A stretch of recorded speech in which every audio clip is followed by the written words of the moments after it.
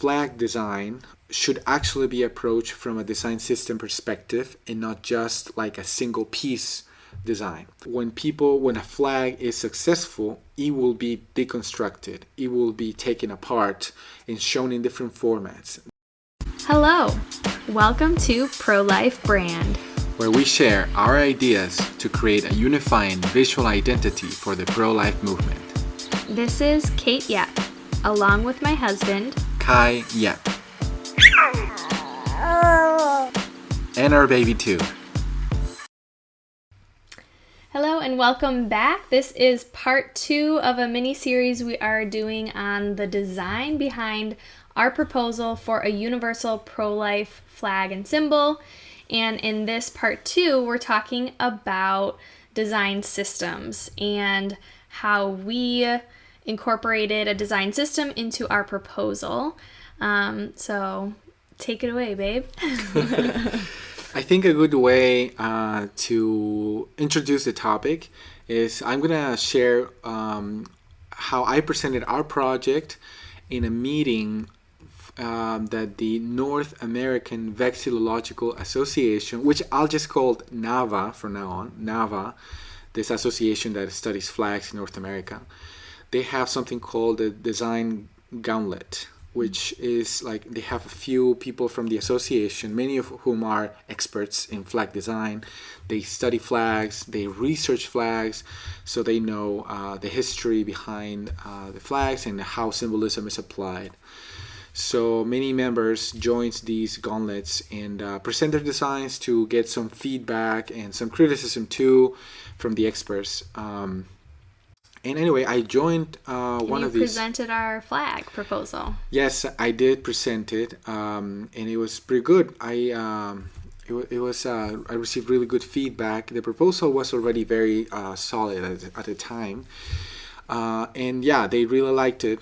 I don't know if I have a recording, but I don't know if I can share the recording. But anyway, it was pretty good. And one thing that I shared with them is an example that I also want to give our audience. So. And how flag design, or in this case symbols, flag design, should actually be approached from a design system perspective and not just like a single piece design. So the example is we lived for a couple years in Chicago. And Chicago is a great city that has a beautiful flag. If you guys haven't seen it, you should go check it out. Yeah, it's a lovely flag. It's basically 2 light blue stripes with 4 red, 4 or 5. Oh, 4.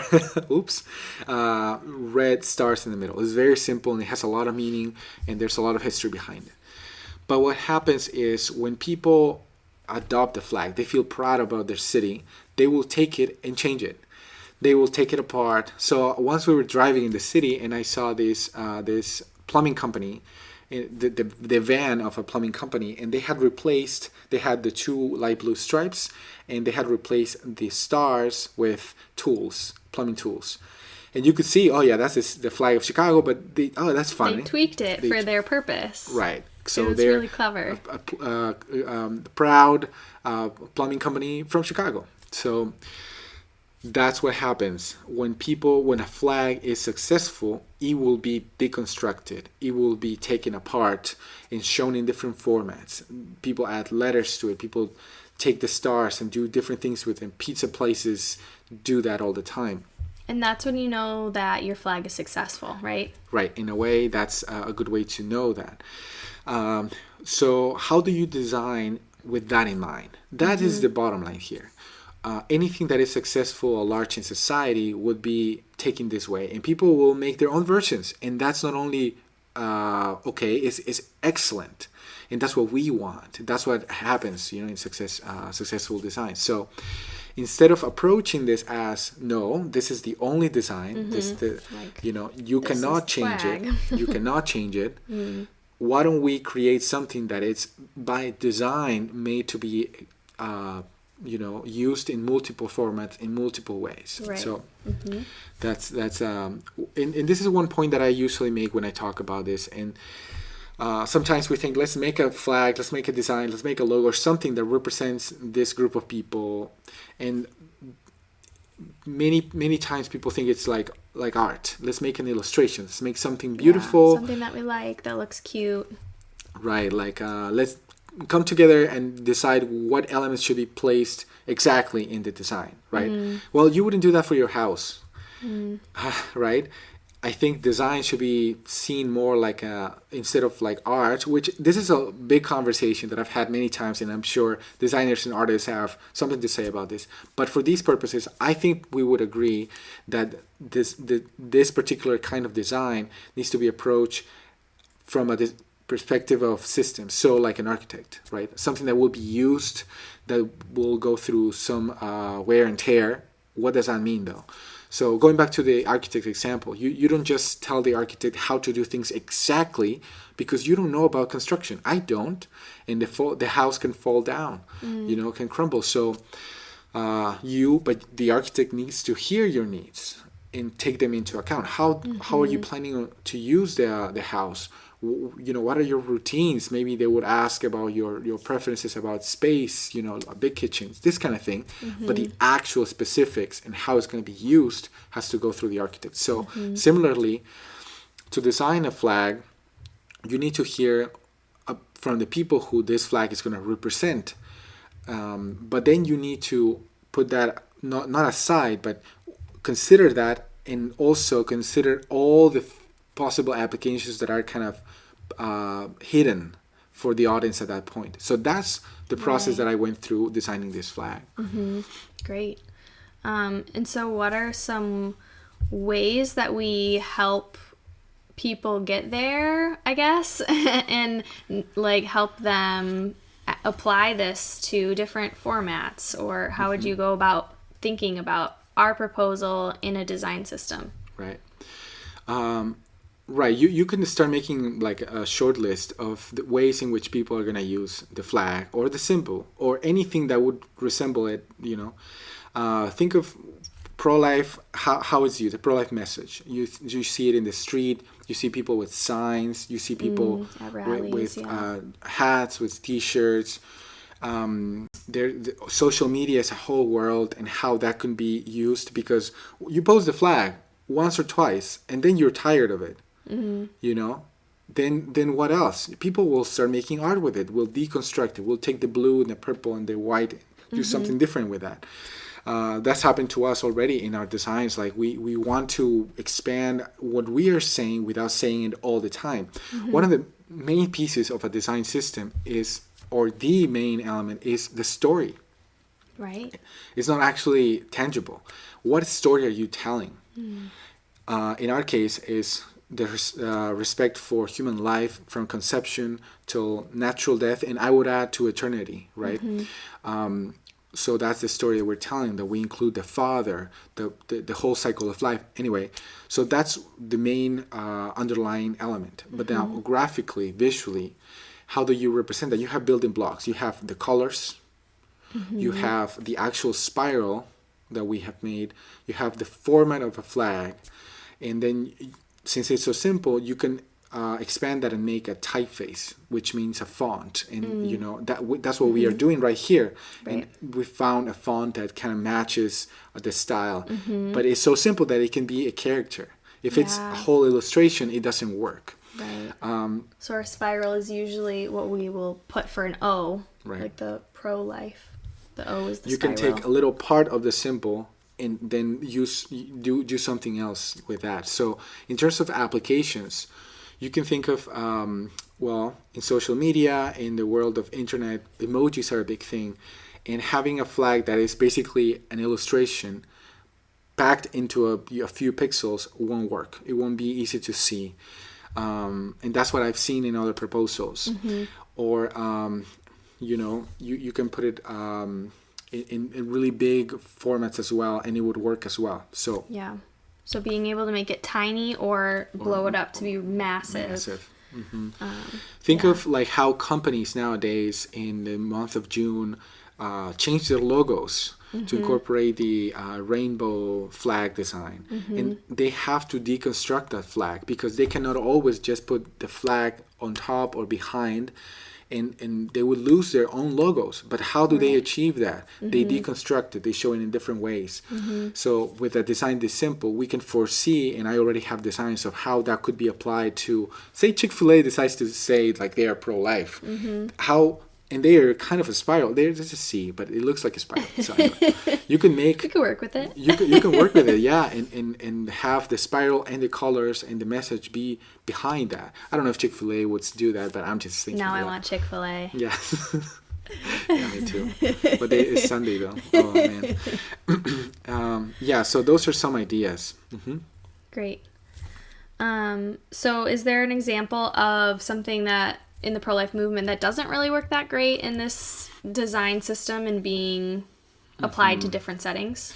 Yeah, this is a new symbol that we're introducing, but this has been tried in other ways before, and there's multiple symbols that we have mentioned before, like the actual image of a baby, storks. I've seen diapers even. I've seen and there's one that is the most popular one here in the United States, probably among pro-lifers, and that is the precious feet. Yes. So I have mine right here, so I'll show it. Well, this is just a lapel, right? Is that what you call that? It's like a little pin. Right, a pin that you put in your clothes. And it's basically the size of the feet of a baby of 10 weeks. 10 weeks gestation. after in gestation. And this became popular after a photo, I think it was 1974, right after Roe v. Wade, that became very important for the pro-life movement. And I think it's a very powerful symbol. Because of the size of it. Right. And you can see this is